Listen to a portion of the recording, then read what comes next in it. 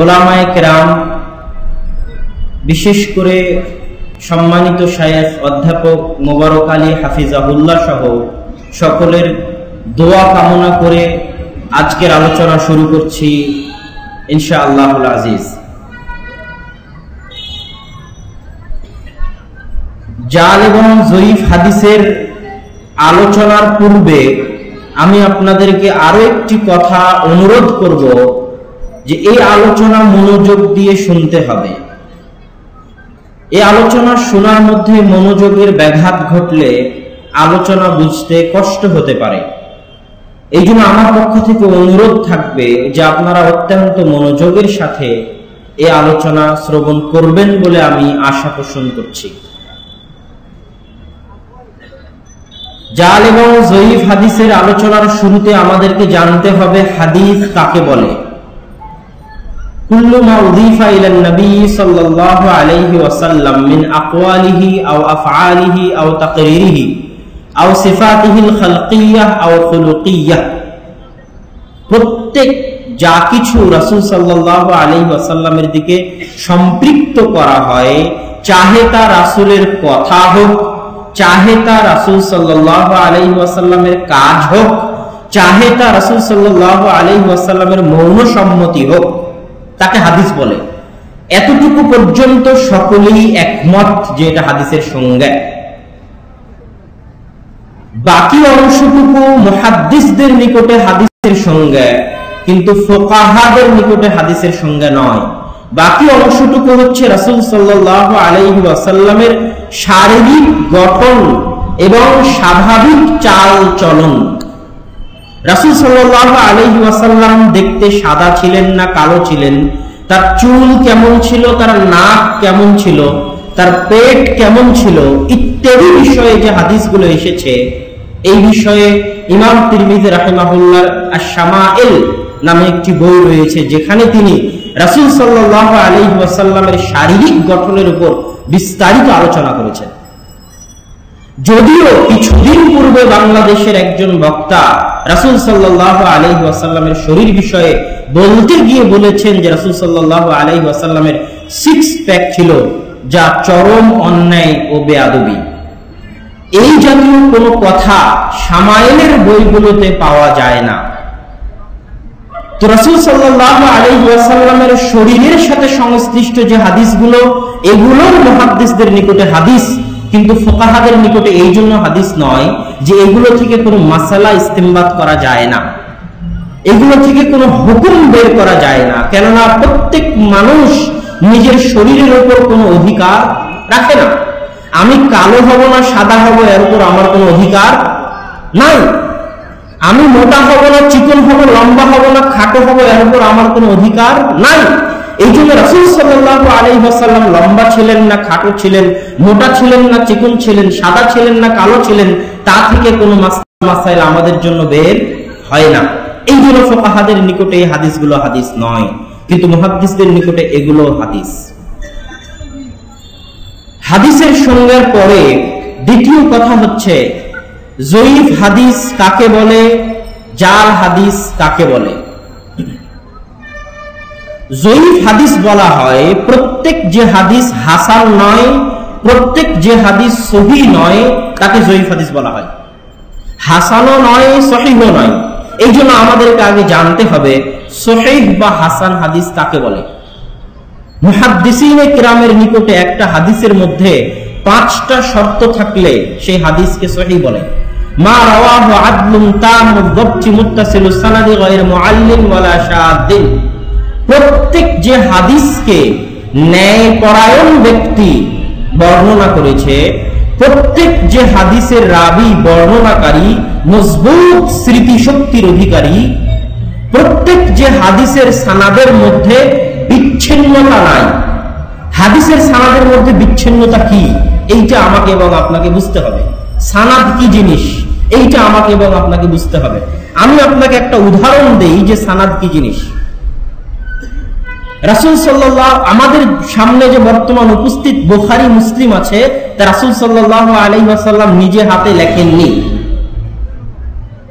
আমাদের সামনে উপস্থিত যে বুখারী মুসলিম আছে, তা রাসূলের কোন সাহাবী নিজে হাতে লেখেননি। সহিহ বুখারীর যিনি লেখক বা সংকলক, তার মৃত্যু 256 হিজরিতে, তথা রাসূল সাল্লাল্লাহু আলাইহি ওয়াসাল্লামের প্রায় 200 বছরের মাথায়, মৃত্যুর প্রায় 200 বছরের মাথায় মুহাম্মদ ইবনে ইসমাঈল আল বুখারী একটা গ্রন্থ লিখছেন, যেখানে তিনি রাসূলের কথাগুলোকে জমা করতেছেন। কিভাবে তিনি রাসূলের কথাগুলোকে জমা করলেন, এটাই হচ্ছে সানাদ। কিভাবে? তিনি তার শিক্ষকের নিকট পড়েছেন এই হাদিসগুলো, তার শিক্ষকের নিকটে পড়েছে। যেমন আরো একটা উদাহরণ, একটা বাস্তব উদাহরণ দেই, যেটা আমি মাঝে মধ্যে দিয়ে থাকি। হাম্মাম বিন মুনাব্বিহ নামক একজন তাবিঈ, প্রখ্যাত সাহাবী আবু হুরায়রা রাদিয়াল্লাহু তাআলা আনহুর ছাত্র। তিনি আবু হুরায়রা রাদিয়াল্লাহু তাআলা আনহু থেকে যা শুনতেন তা লিখতেন।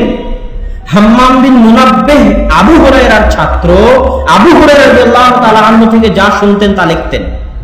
সেটাকে বলা হয় হাদিসের ভাষায় সহিফায়ে হাম্মাম বিন মুনাব্বিহ, ওই লিখিত পান্ডুলিপিকে, গ্রন্থকে।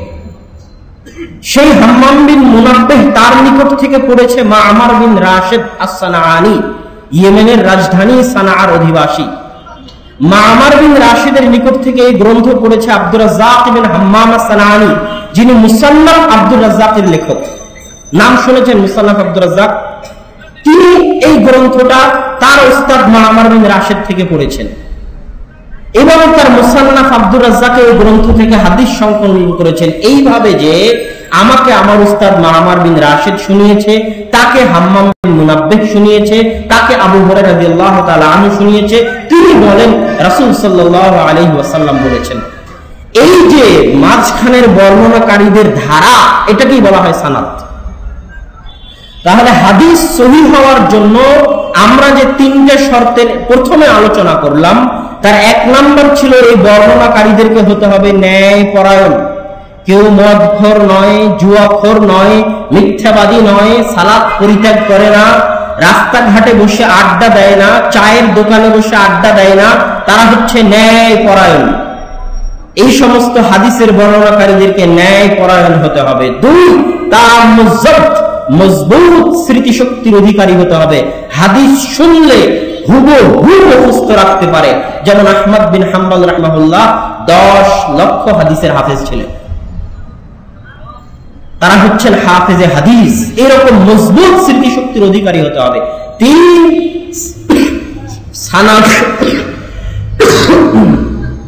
সানাদের মধ্যে বিচ্ছিন্নতা থাকা যাবে না। যেমন আমি যদি বলি যে আব্দুল্লাহ কাফি আল কুরাইশি রাহিমাহুল্লাহ আমাকে শুনিয়েছেন, তাহলে এটা হাদিস সহিহ হবে না। কেন? আমি আব্দুল্লাহ কাফি আল কুরাইশি রাহিমাহুল্লাহকে কোনোদিন দেখিনি, আমি তার দার্সে কোনোদিন বসিনি, তথা সানাদে বিচ্ছিন্নতা পাওয়া গেল। সানাদে বিচ্ছিন্নতা থাকা হবে না। 4, সানাদের মধ্যে হাদিস শায হওয়া হবে না। শায হচ্ছে কোন হাদিস তার চাইতে বেশি মজবুত হাদিসের বিরোধী, কোন হাদিস তার চাইতে বেশি মজবুত হাদিসের বিরোধী। বেশি মজবুত হাদিস হচ্ছে রাসূল সাল্লাল্লাহু আলাইহি ওয়াসাল্লাম আল্লাহ সুবহানাহু ওয়া তাআলা প্রত্যেক রাতে শেষ আসমানে নেমে আসেন, এটা হচ্ছে বেশি মজবুত। তার চাইতে কম মজবুত হচ্ছে আল্লাহ সুবহানাহু ওয়া তাআলা 15ই শাবানের রাত্রিতে শেষ আসমানে নেমে আসেন। তো 15ই শাবানের এই হাদিস হচ্ছে শায, কেননা সেটা বিরোধী তার চাইতে বেশি মজবুত হাদিসের, এইটাকে বলা হয় শায। 5 নম্বর শর্ত হচ্ছে ইল্লাত থাকা যাবে না। ইল্লাত শুধু মুহাদ্দিসিনে কেরাম বুঝতে পারে, যারা বড় বড় মুহাদ্দিস তারা বুঝতে পারে ইল্লাত কাকে বলে, এটা আমি এবং আপনি বুঝতে পারবো না। তারপর স্বাভাবিক জ্ঞানে আমি আপনাদেরকে একটা উদাহরণ দিয়ে বুঝাতে চাই যে মনে করেন মাদ্রাসাতুল হাদিস নাজিরা বাজারের এই ব্যাচের দাওরায়ে হাদিসের 50 থেকে 60 জন ছাত্র, তারা সবাই একই উস্তাদের নিকটে পড়তেছে। একই উস্তাদের নিকটে পড়ার পরেও 50 থেকে 60 জন ছাত্রের মধ্যে 30 থেকে 40 জন ছাত্র একটা কথায় একই রকম বলতেছে, আর 5 থেকে 6 জন ছাত্র ওই একটা কথায় আরেকটু বিপরীত বলতেছে। তো যখন সকল 50 জন ছাত্রের কথাকে জমা করবেন, তখন আপনি বুঝতে পারবেন যে এই হাদিসের মধ্যে সমস্যা আছে, 30 থেকে 40 জন ছাত্র একরকম বলতেছে আর 5 থেকে 6 জন ছাত্র একরকম বলতেছে, জমা না করা পর্যন্ত বোঝা যাবে না, এটাকে বলা হয় ইল্লাত। হালকা বোঝানোর চেষ্টা করলাম, এইটা তাই বুঝতে পারবে যারা বড় বড় মুহাদ্দিস।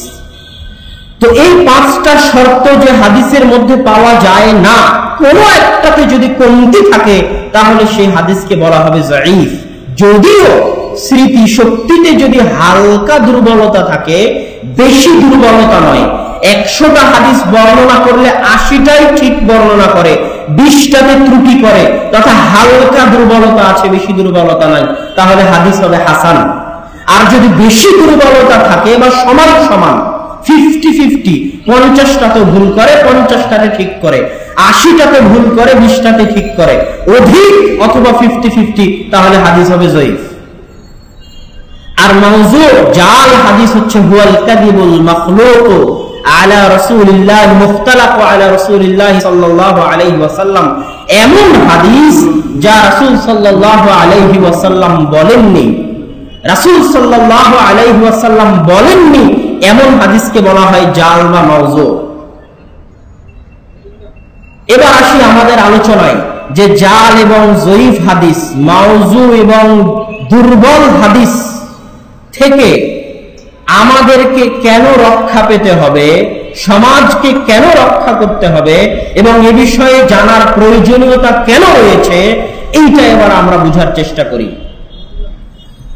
এই গত 1400 বছরের মুসলিম উম্মার মধ্যে যত ফিতনা, যত ফাসাদ, যত বাতিল ফিরকার উৎপত্তি, শিয়া বলেন, খারিজি বলেন, মুতাজিলা বলেন, মুরজিয়া বলেন, যত বাতিল ফিরকার উৎপত্তি হয়েছে, যত বেদাতের উৎপত্তি হয়েছে, যত শিরকের উৎপত্তি হয়েছে, সকল বেদাত, সকল শিরক এবং সকল বাতিল ফিরকার একমাত্র ভিত্তি হচ্ছে জাল ও যায়ীফ হাদিস। জাল এবং যায়ীফ হাদিসকে যতক্ষণ পর্যন্ত সমাজ থেকে উৎখাত না করা যাবে, ততক্ষণ পর্যন্ত সমাজ থেকে বাতিল ফিরকা এবং বেদাতকে উৎখাত করা যাবে না। যেমন একটা উদাহরণ দেখেন, রাসূল সাল্লাল্লাহু আলাইহি ওয়াসাল্লামের হাদিস যে তারপরে আর কোন নবী আসবেন না। কাদিয়ানীরা এই জায়গায় হাদিস তৈরি করে নিয়েছে, লাস্টে একটা অংশ যোগ করে দিয়েছে, ইল্লা আইয়াশা আল্লাহ, তবে যদি আল্লাহ চান তাহলে তারপরে নবী আসতে পারে। তবে যদি আল্লাহ চান, এই অংশটা কাদিয়ানীরা তৈরি করেছে এবং তারা গোলাম আহমদ কাদিয়ানীকে নবী সাব্যস্ত করার চেষ্টা করেছে। ঠিক এইরকম যত বাতিল ফিরকা আছে, সকল বাতিল ফিরকার ভিত্তি হচ্ছে, সকল বেদাতের ভিত্তি হচ্ছে, যারা বলে রাসূল সাল্লাল্লাহু আলাইহি ওয়াসাল্লাম নূরের তৈরি, তাদেরও ভিত্তি একটা জাল হাদিস। আউয়াল মা খালাকাল্লাহু ফি নূরি, রাসূল আল্লাহ সুবহানাহু ওয়া তাআলা সর্বপ্রথম মুহাম্মদ সাল্লাল্লাহু আলাইহি ওয়াসাল্লামকে তার নূর থেকে সৃষ্টি করেছেন। কাশফুল খাফা গ্রন্থের মধ্যে ইমাম আজলুনি এই হাদিসকে জাল বলেছেন। এইভাবে যত ভ্রান্ত আকীদা, যত ভ্রান্ত বিশ্বাস, যত বাতিল ফিরকা, যত বেদাত এবং যত শিরক রয়েছে, সকল কিছুর ভিত্তি হচ্ছে জাল এবং যায়ীফ হাদিস। শুধু তাই নয়, ফিকহি ইখতিলাফ যে আমাদের মধ্যে আছে, হানাফি বলেন, শাফি বলেন, হাম্বলি বলেন, যে ফিকহি ইখতিলাফ আছে, এই ফিকহি ইখতিলাফের মধ্যেও যায়ীফ এবং জাল হাদিসের বিরাট প্রভাব রয়েছে। আব্দুল হাই লাখনবী রাহিমাহুল্লাহ তার গ্রন্থ আন-নাফিউল কাবীর শারহুল জামিউস সাগীর, এই গ্রন্থের মধ্যে বলছেন, ওয়া কাম মিন কিতাবিন মু'তামাদিন ই'তামাদা আলাইহি আজিল্লাতুল ফুকাহা মামলুউম বিল আহাদিস আদ-দাঈফা, কত এমন বই রয়েছে যে বইগুলোকে ফকিহরা ব্যাপকভাবে গ্রহণ করেছে, ভিত্তি হিসেবে গ্রহণ করেছে, অথচ ওই ফিকহি বইগুলো যায়ীফ এবং জাল হাদিস দিয়ে পরিপূর্ণ। কে বলছে? আব্দুল হাই লাখনবী বলতেছেন। লাখনবী হচ্ছে লখনৌ, ভারতের উত্তর প্রদেশের রাজধানী লখনৌ। সেই লখনৌর মানুষ আব্দুল হাই লাখনবী একজন বড় হানাফি পণ্ডিত। তিনি তার গ্রন্থ আন-নাফিউল কাবীর, যেটা ব্যাখ্যা গ্রন্থ হচ্ছে আল জামিউস সাগীর। এখানে আরেকটা গুরুত্বপূর্ণ তথ্য দিয়ে রাখি, অনেক ছাত্র ভাই থাকতে পারে যাদের বুঝতে ভুল হতে পারে। আল জামিউস সাগীর নামে দুইটা গ্রন্থ রয়েছে। একটা আল জামিউস সাগীর হাদিসের গ্রন্থ, যেটা ইমাম সুয়ুতির লেখা, তিনি 3টা গ্রন্থ লিখেছেন। আল জামিউল কবির, আল জামিউস সাগীর, আল জামিউস সাগীর ওয়া জিয়াদাতুহু। তন্মধ্যে জামে সাগীর ওয়া জিয়াদাতুহু আর জামে সাগীরের তাহকিক করেছে আলবানী রাহিমাহুল্লাহ। আর এই গ্রন্থগুলোকে ফিকহি অধ্যায় আকারে সাজিয়েছে কানজুল উম্মাল নামে একটা গ্রন্থ। এটা গেল হাদিসের। আর আব্দুল হাই লাখনবী যে জামে সাগীরের ব্যাখ্যা লিখেছেন, এটা আবু হানিফা রাহিমাহুল্লাহর শাগরেদ মুহাম্মদ ইবনুল হাসান আশ-শাইবানির লেখা ফিকহি গ্রন্থ। সেই গ্রন্থের ব্যাখ্যায় আব্দুল হাই লাখনবী বলতেছে যে কত এমন ফিকহি বই রয়েছে যে বইগুলো জাল এবং যঈফ হাদিস দিয়ে পরিপূর্ণ। সুতরাং তার এই কথা থেকে স্পষ্টভাবে প্রমাণিত যে ফিকহি ইখতিলাফের মধ্যেও জাল এবং যঈফ হাদিসের প্রভাব রয়েছে। অতএব জাল এবং যঈফ হাদিসের ভয়াবহতা সমাজকে, আমাকে এবং আপনাকে বুঝাতে হবেই হবে। সম্মানিত উপস্থিতি, জাল এবং যঈফ হাদিসের ভয়াবহতা বুঝাতে গিয়ে প্রথমে একটি হাদিস বলি।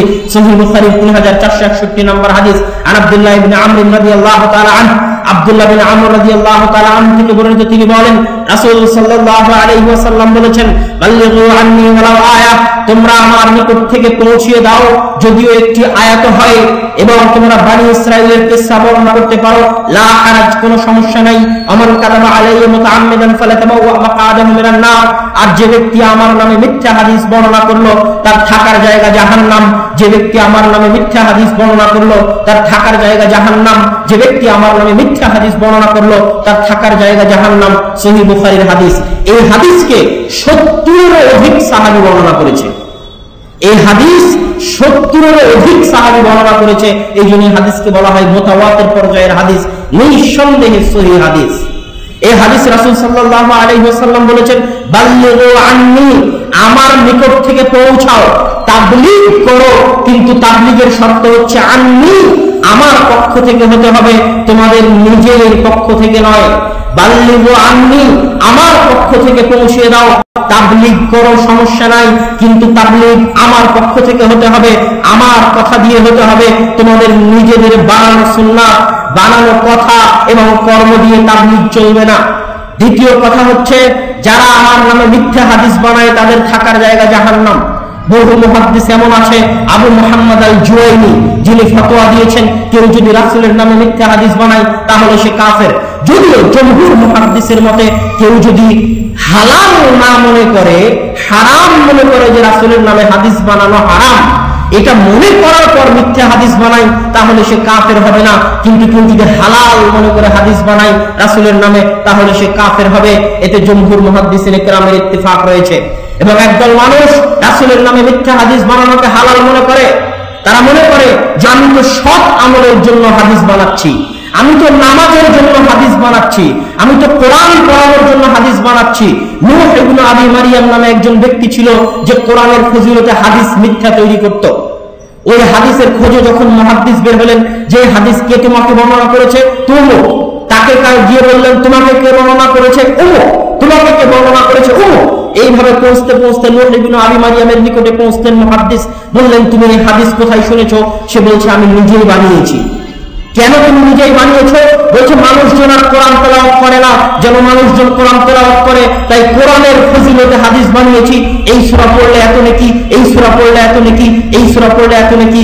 ব্যর্থহীন স্বীকৃতি যে হাদিস সে স্বেচ্ছায় বানিয়েছে, হালাল মনে করে বানিয়েছে। তো মুহাদ্দিসগণ বলছেন যদি হালাল মনে করে হাদিস বানাই তাহলে সে কাফের হবে, এতে কোনো সন্দেহ নাই। আজকেও বাংলাদেশের যুগে এমন বক্তা রয়েছে 80 থেকে 90% বক্তা স্টেজে বসে হাদিস তৈরি করে বানায়। আমি নাম নিতে চাই না, আগে থেকে তো বানানো থাকি, স্টেজে বসে হাদিস উপস্থিত তৈরি করে বানিয়ে মানুষকে হাসায়, মানুষকে কাঁদায়। কিয়ামতের মাঠে তাদের কি হবে আল্লাহ সুবহানাহু ওয়া তাআলা ভালো জানে। আন সামরা ইবনে জুনদুব রাদিয়াল্লাহু তাআলা আনহু, সামরা বিন জুনদুব রাদিয়াল্লাহু তাআলা আনহু থেকে বর্ণিত, তিনি বলেন রাসূল সাল্লাল্লাহু আলাইহি ওয়াসাল্লাম বলেছেন, মান হাদাসা আন্নী হাদিসান ইরা আন্নাহু কাযিবুন, যে ব্যক্তি আমার নিকট থেকে কোনো হাদিস বর্ণনা করে এবং তার অন্তরে সন্দেহ আছে, হাদিস বর্ণনা করতেছে অন্তরে সন্দেহ আছে, এ হাদিস সহিহ না যঈফ, হাদিস বর্ণনা করতেছে অন্তরে সন্দেহ আছে, এ হাদিস যঈফ না সহিহ, হাদিস বর্ণনা করতেছে কিন্তু অন্তরে সন্দেহ আছে, এ হাদিস সহিহ না যঈফ, ফাহুয়া আহাদুল কাযিবিন আও আহাদুল কাযিবাইন, তাহলে সে মিথ্যুকদের একজন, মিথ্যুকদের একজন, মিথ্যুকদের মিথ্যুকদের একজন সন্দেহ নিয়ে হাদিস বর্ণনা করা যাবে না। নিশ্চিত হতে হবে বর্ণনা করার আগে যে হাদিস সহিহ, তারপরে হাদিস বর্ণনা করতে হবে। কেউ যদি সন্দেহ নিয়ে হাদিস বর্ণনা করে, রাসূল সাল্লাল্লাহু আলাইহি ওয়াসাল্লাম বলছেন সে মিথ্যুকদের একজন। খুলে দেখুন ইমাম মুসলিমের মুকদ্দমা, এই জাতীয় যত কথা আমাদের আলোচনায় আসবে তার অধিকাংশই ইমাম মুসলিম রাহিমাহুল্লাহ তার সহিহ মুসলিমের ভূমিকায় সানাদ সহ উল্লেখ করেছেন। সম্মানিত উপস্থিতি, আন আবি হুরায়রা রাদিয়াল্লাহু তাআলা আনহু قال قال رسول الله صلى الله عليه وسلم كفى بالمرء كذبا يحدث بكل ما سمع। আবু হুরায়রা রাদিয়াল্লাহু তাআলা থেকে বর্ণিত, তিনি বলেন রাসূল সাল্লাল্লাহু আলাইহি ওয়াসাল্লাম বলেছেন, প্রত্যেক ব্যক্তির মিথ্যুক হওয়ার জন্য এতটুকুই যথেষ্ট, একজন মানুষের মিথ্যুক হওয়ার জন্য এতটুকুই যথেষ্ট যে সে প্রত্যেক যা কিছু শুনে তাই বর্ণনা করে, যা কিছু শুনে তাই বর্ণনা করে, যাচাই বাছাই ছাড়াই যা শুনে তাই বর্ণনা করে, এতটুকুই তার মিথ্যুক হওয়ার জন্য যথেষ্ট। এই হাদিস যদি আমাদের যুগে আমরা বাস্তবে প্রয়োগ করতে চাই, তাহলে বলতে হবে প্রত্যেক যে ব্যক্তি ফেসবুকে কোনো পোস্ট দেখার পর যাচাই বাছাই ছাড়াই শেয়ার করে, তার এই শেয়ার করাটাই মিথ্যুক হওয়ার জন্য যথেষ্ট। প্রত্যেক যে ব্যক্তি ফেসবুক হোয়াটসঅ্যাপে কোনো পোস্ট দেখার পর যাচাই বাছাই করা ছাড়াই কপি করে পোস্ট দেয়, তার জন্য মিথ্যুক হওয়ার জন্য তার এই পোস্ট করাটাই যথেষ্ট। ফেসবুকেও কিছু জাল হাদিস আছে, অনলাইনেও কিছু জাল হাদিস আছে, যেগুলোর হাদিসের গ্রন্থ তো কোনো অস্তিত্ব ছিল না, আর আজ থেকে 10 বছর আগে ওই হাদিসগুলোর অস্তিত্ব ছিল না। যেমন চাঁদ উঠেছে এই খবর যদি আপনি এতজনকে পৌঁছাতে পারেন সবার আগে, তাহলে আপনার জন্য জান্নাত। এটা ফেসবুকেও জাল হাদিস। লা ইলাহা ইল্লাল্লাহ মুহাম্মাদুর রাসূলুল্লাহ আপনি যদি 100 জনের নিকটে শেয়ার করেন, তাহলে যা চাইবেন তাই পাইবেন। রাসূল সাল্লাল্লাহু আলাইহি ওয়াসাল্লাম বলেছে, নাউযুবিল্লাহ, ফেসবুকেও জাল হাদিস। এরকম বহু জাল হাদিস আছে যা অনলাইনে ঘুরে বেড়ায়, যার অস্তিত্ব 10 বছর আগেও কোনোদিন ছিল না। এই যুগের মানুষ বানিয়েছে, এই যুগের মানুষ তৈরি করেছে। কিয়ামতের মাঠে তাদের কি হবে আল্লাহ সুবহানাহু ওয়া তাআলা ভালো জানেন। সম্মানিত উপস্থিতি, শুধু রাসূল সাল্লাল্লাহু আলাইহি ওয়াসাল্লামের কথা দিয়ে নয়, বরং মহান আল্লাহর কথাতেও বোঝা যায় যে জাল হাদিস বানানো, যঈফ হাদিস বর্ণনা করা কতটা ভয়াবহ। আল্লাহ সুবহানাহু ওয়া তাআলা সূরা হাক্কার 44 নম্বর আয়াতে বলছেন রাসূল সাল্লাল্লাহু আলাইহি ওয়াসাল্লামকে লক্ষ্য করে, ওয়ালাউ তাকাওয়ালা আলাইনা বা'দা লাকাবিল লা আখাযনা মিনহু বিল ইয়ামিন, যে হে মুহাম্মদ সাল্লাল্লাহু আলাইহি ওয়াসাল্লাম, আপনি যদি আমার নামে মিথ্যা কথা বানিয়ে বলেন, কোরআনের আয়াত আমি আল্লাহ আমার নামে মিথ্যা বানিয়ে বলেন, তাহলে আপনার গর্দান কেটে দেব, আপনার টুটি চেপে চেপে ধরব। এইভাবে আল্লাহ সুবহানাহু ওয়া তাআলা ধমকি দিচ্ছেন তার রাসূল মুহাম্মদ সাল্লাল্লাহু আলাইহি ওয়াসাল্লামকে। তাহলে শরীয়তের মধ্যে মিথ্যা কিছু বলা, মিথ্যা কিছু তৈরি করা কতটা ভয়াবহ যে স্বয়ং আল্লাহ তার রাসূল মুহাম্মদ সাল্লাল্লাহু আলাইহি ওয়াসাল্লামকে ধমক দিচ্ছেন। তাহলে যারা আজকে আল্লাহর শরীয়তের মধ্যে মিথ্যা তৈরি করে, রাসূল আল্লাহ সুবহানাহু ওয়া তাআলার শরীয়তকে বিকৃত করতে চায়, তাদের অবস্থা কতটা ভয়াবহ হবে কল্পনা করে দেখুন। শুধু রাসূল সাল্লাল্লাহু আলাইহি ওয়াসাল্লাম এবং আল্লাহ সুবহানাহু ওয়া তাআলা নয়, বরং সাহাবায়ে কেরামও ইসলামকে অবিকৃত এবং অক্ষত রাখার জন্য আপ্রাণ চেষ্টা করেছেন। তার একটা ঘটনা শুনুন, ওমর রাদিয়াল্লাহু তাআলা আনহুর ঘটনা।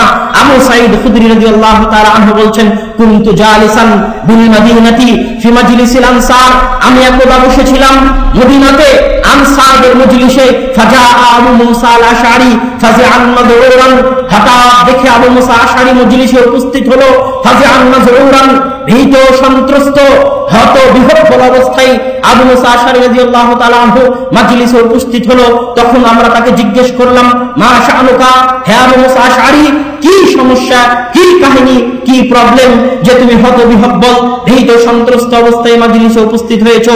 তখন আবু মুসা আশআরী রাদিয়াল্লাহু তাআলা আনহু বলছেন, আরসালা ইলাইয়া উমর ওয়ান আতিয়াহু, উমর রাদিয়াল্লাহু তাআলা আনহু আমার নিকটে দূত পাঠিয়েছিলেন যেন আমি তার দরবারে উপস্থিত হই। ফাতাইতুহু, আমি তার দরবারে উপস্থিত হয়েছিলাম। ফাসাল্লামতু আলা বাবিহি সালাতান, অতঃপর তার দরজায় তিনবার সালাম দিয়েছিলাম। সালাম ইউরদ্দা, আমার সালামের জবাব দেওয়া হয়নি। ফারাজাতু, জবাব না দেওয়া হলে আমি ফিরে আসি। অতঃপর যখন ওমর রাদিয়াল্লাহু তাআলা আনহুর সাথে আমার দেখা হয়, তিনি আমাকে বলেন, মা মানাকা আন তাতিয়ানি, তোমাকে কিসে বাধা দিল আমার দরজায় আসতে, আমার বাড়িতে আসতে, অথচ আমি তোমাকে নির্দেশ দিয়েছিলাম যে তুমি আমার বাড়িতে আসো, আমার ঘরে আসো। তখন আমি ওমর রাদিয়াল্লাহু তাআলা আনহুকে বললাম যে আমি আপনার আতাইতু আলা বাবিক, আমি আপনার বাড়িতে গেছিলাম, ওয়া সাল্লামতু আলা বাবিক, এবং আপনার দরজায় তিনবার সালাম দিয়েছি, কোনো জবাব আসেনি, আজ ফিরে চলে এসেছি। কেননা قد قال رسول الله صلى الله عليه وسلم, রাসূল সাল্লাল্লাহু আলাইহি ওয়াসাল্লাম বলেছেন, যখন তোমাদের কেউ কোনো বাড়িতে প্রবেশ করে তখন যেন 3 বার অনুমতি গ্রহণ করে, যদি অনুমতি না দেওয়া হয় ফালিয়ারজি, সে যেন ফিরে আসে। রাসূল সাল্লাল্লাহু আলাইহি ওয়াসাল্লামের এই হাদিসের কারণে 3 বার সালাম দেওয়ার পর কোনো উত্তর না পেয়ে আমি ফিরে এসেছি। এবার ওমর রাদিয়াল্লাহু তাআলা আনহু চরম ক্ষিপ্ত, তিনি বলছেন আকিম আলাইহিল বাইয়িনা, হে আবু মুসা, তুমি যে এখন হাদিস শোনালে, এই হাদিসের পিছনে দলিল দাও, ওয়া ইল্লা লাউজিআন্নাকা, অথবা অন্যথায় তোমাকে আমি কঠিন থেকে কঠিন শাস্তি দিতে বাধ্য হব।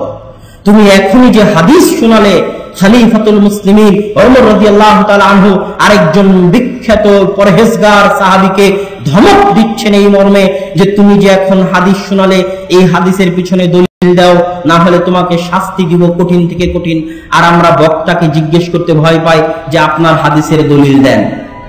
এই হলো আমাদের ঈমানের অবস্থা, যে আপনি বক্তব্যে হাদিস বললেন, এই হাদিসের দলিল দেন, এটা আমরা বক্তাকে জিজ্ঞেস করতে ভয় পাই। অথচ খলিফাতুল মুসলিমিন একজন সাহাবীকে শাসাচ্ছেন যে তুমি যে হাদিস বললে, হাদিসের দলিল দাও। তখন আবু মুসা আশআরী বলতেছে, এই কারণে আমি ভীত সন্ত্রস্ত অবস্থায় তোমাদের নিকটে আসলাম। তখন ওই মজলিসে উপস্থিত ছিলেন উবাই ইবনে কাব, বিখ্যাত ফকিহ, বিখ্যাত মুফাসসির উবাই ইবনে কাব রাদিয়াল্লাহু তাআলা আনহু। তখন বললেন যে আমাদের মধ্য থেকে যে সবচেয়ে ছোট আছে, লা ইয়াকুমু মাআহু ইল্লা আসগারাল কওমি, আমাদের মধ্য থেকে যে সবচেয়ে বয়সে ছোট, সে আবু মুসা আশআরীর পক্ষে সাক্ষ্য দিবে। হাদিসের বর্ণনাকারী আবু সাঈদ খুদরি বলতেছেন, ওয়া আনা আসগারুল কওম মিনহুম, আর আমি আবু সাঈদ খুদরি তখন উপস্থিত যারা ছিল তাদের মধ্যে বয়সে সবচেয়ে ছোট ছিলাম।